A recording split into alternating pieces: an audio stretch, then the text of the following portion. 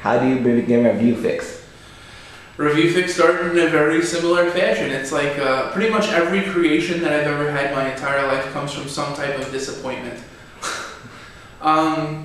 It was kind of like two disappointments in a way. It was like one, I was going out with somebody for about 6 years, and I was just bored. And I told her, I'm like, I need to do something different. I feel like I'm doing like the same thing. And our relationship kind of ended in the fact that like we started going out and she was here and I was doing this, you know?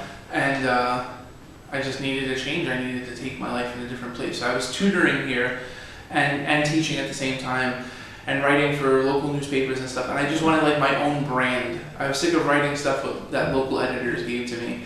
So starting Review Fix gave me the opportunity to like kind of be my own boss. One of the other reasons, it was like the ending of a relationship, and then I'll never forget it. I had this editor that owed me a couple $100, and it was more like 1,000.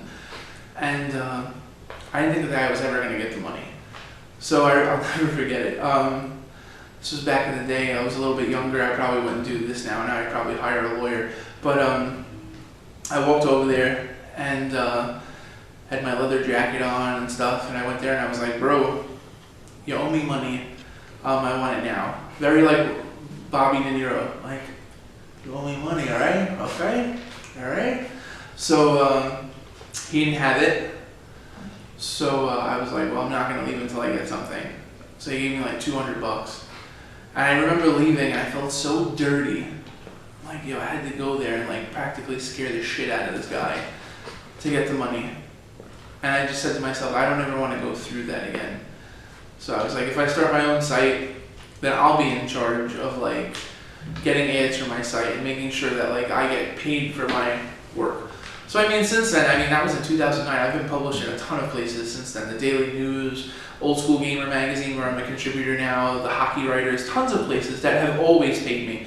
But it was like Review Fix gives me the flexibility to write what I want, and then for me to make sure that it gets traffic. If anything, it's helped me like a ton, because I've been introduced to so many cool places, and I get so many good young writers that get their start with me. So it's been really rewarding. What is the most memorable story like you published on Review Fix that got the most traffic? It's kind of like a learning lesson. So I've interviewed Paul Walker for Review Fix. I've interviewed Philip Seymour Hoffman. I've interviewed Channing Tatum, and the Channing Tatum one has gotten the most traffic. But before the Channing Tatum story, I got an interview with Mark Tremonti, and he's the guitarist for Creed, the band Creed, and he's been a guitarist in a ton of other bands. He's just this amazing guy, awesome guitarist and stuff. And this was like in 2010, I was using really inferior recording equipment. Like, I was using a little recorder like this big that had a wire with a suction cup, and I had it on the back of my house phone, and the quality of the interview is shit. So it was getting such good traffic, and everyone was enjoying it, but so many people were saying, like, who interviews Mark Tremonti and doesn't have like the best like setup? And it made me go out and get a Zoom recorder and make sure that that never happened again. So it was a huge learning lesson. So I think at the end of the day, if you're not learning every day from what you do and you're just doing the same thing over and over, you can't grow. So that's one of the cool things with Review Fix. It allows me, like, if my traffic's down, I'm going to say to myself, shit, I'm doing something wrong. How do I fix that? So the traffic on Review Fix, I don't think has ever been like a huge downward spiral. Like, we've always managed to like keep growing and getting better, and that comes from just having done this for a while, but then it also comes from bringing in new writers and things like that. So yeah, I've interviewed Ultimate Warrior for Review Fix, Diamond Dallas Page, Harley Race, professional wrestlers, Robin Ventura I interviewed for a year when he was working for ESPN. So it's like tons of big interviews and tons of lessons. Get into some of the wrestlers you interviewed. Who's been your favorite wrestler you ever interviewed? Diamond Dallas Page, without a doubt. So I've interviewed like Ultimate Warrior, and that was a lot of fun. Harley Race was great. Dolph Ziggler was a nice guy. Paul Heyman's a jerk. Trying to think who else. Johnny Rod's another WWE Hall of Famer. Tons of indie guys. I've interviewed Ted DiBiase, who was great. That was a great interview. Stone Cold Steve Austin's first wife, who gave him the nickname Stone Cold. But DDP is like when I listen to DDP speak, it's like everything that I want to be as a person. Super confident, gregarious. He will talk your ear off, but it's never like a waste of time. It's like he always like gives you these morsels of knowledge, and he's super fun. He knows how to tell a story. He's charismatic, and I actually interviewed Diamond Dallas Page when I was a student in Kingsborough for Scepter. That's probably one of the biggest stories Scepter has ever had. That away from, I interviewed David Wright for Scepter also. And I did that because I wanted to prove to like my classmates that I could. And I ended up reprinting those articles in like other places like after I graduated from Kingsborough. But like wrestlers are a lot of fun to talk to. They're incredibly interesting. I almost said weird. But you have to be like a pretty special individual to let other people like beat the shit out of you for someone else's enjoyment. So it's super Shakespearean on one end because it's like it's theater, but it's not at the same time. It's very, very unique and very, very different. My next, probably my next book or my third book is going to be about professional wrestling. Like I've interviewed so many wrestlers over the years that I'm just going to put everything together and write a book on it. Out of all your wrestling interviews, who was like the biggest jerk, like your least favorite wrestler you ever like? I would definitely say Paul Heyman. Because the problem was I was in LA and NBC had sent me out to cover SummerSlam. This was like 2013. This is when Daniel Bryan won the title and then Randy Orton cashed in and won the title like the same night. It was pretty crazy. I was watching that like in the luxury box with like Titus O'Neil, Wade Barrett, and like Jerry Lawler. It was pretty nuts. Jerry Lawler's fiance, I'm sorry. The one he had a heart attack with having sex. The night before we had like a media night and I spoke to Dolph Ziggler, mad nice guy.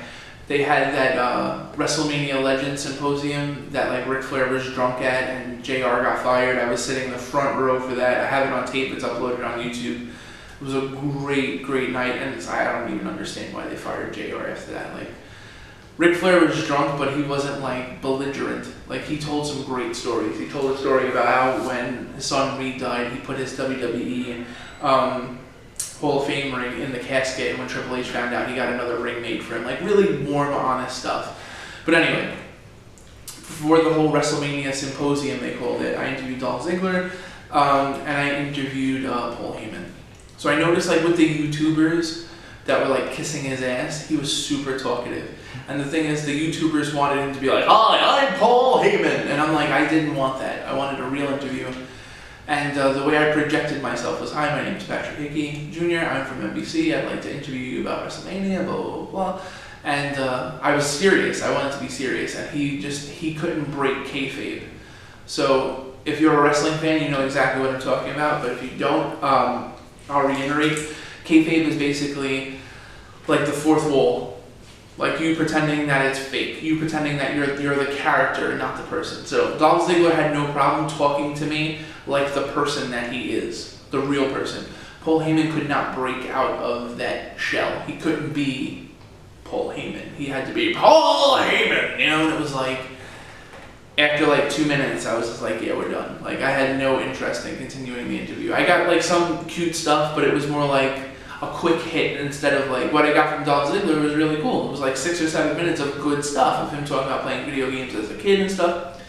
Paul Heyman gave me garbage. And part of it is the way that I projected myself. So again, lesson learned, try not to project yourself in any way and see how the person comes off and then play off of that. So yeah. What was the best wrestling event you consider you ever went to? Like what was your favorite?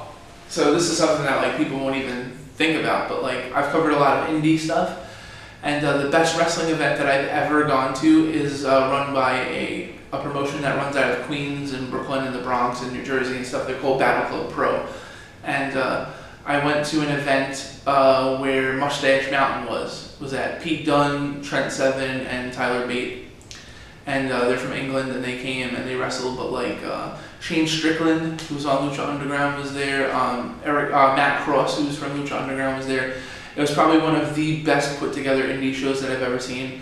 But the main event, which was Darius Carter and Pete Dunne, was awesome. Pete Dunne got split wide open by accident. There was blood all over the place. And like there was at one point, Tyler Bate and Tyler Bate and Trent Seven were wrestling this indie tag team called the Carnies, and they're really good. You'll probably see them on NXT in the next couple of years. And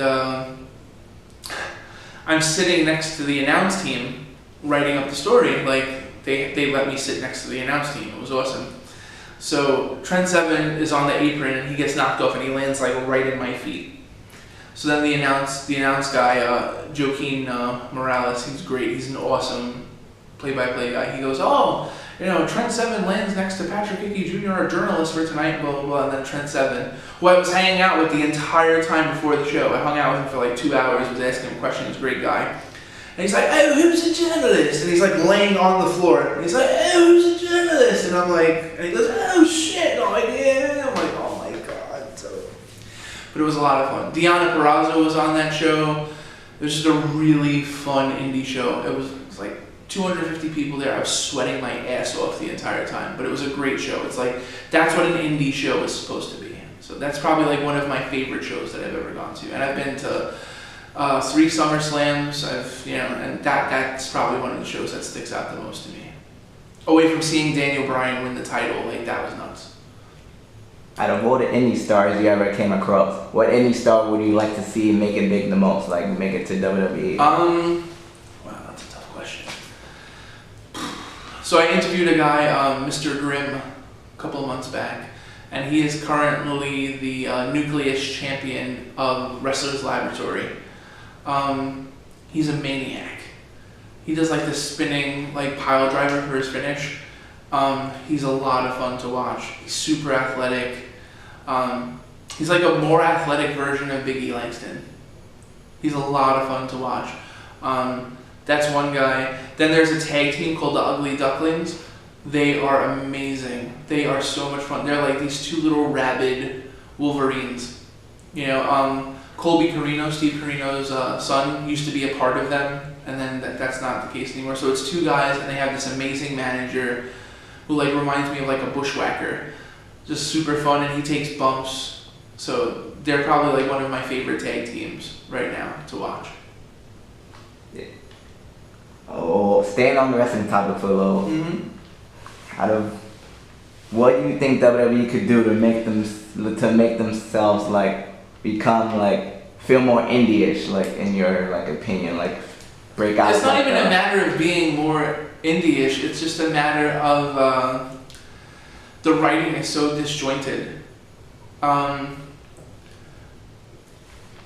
lot of the writers, they get burnt out really quick and they don't last long, and it just feels like there's not enough continuity.